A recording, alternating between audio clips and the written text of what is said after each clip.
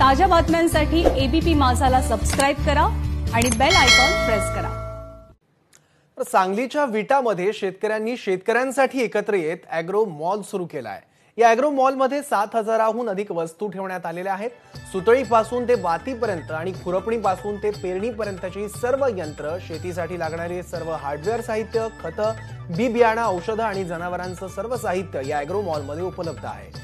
शेती कामाच्या यंत्राच्या विक्रीबरोबरच विक्री पश्चात सेवा देखील या मॉलच्या माध्यमातून दिल्या जात आहेत।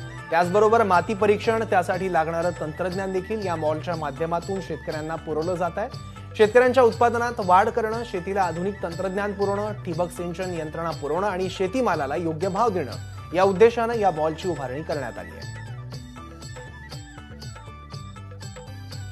नंदुरबार जिल्ह्यात पपई उत्पादक शेतकऱ्यांना किलो मागे अवघा 5 ते 6 रुपयांचा दर दिला जातोय। त्यामुळे गेल्या 3 दिवसांपासून जिल्ह्यातील शेतकऱ्यांनी पपई तोडणीच बंद केली होती। त्यानंतर व्यापारी आणि शेतकरी यांच्यात संघर्ष झाला होता।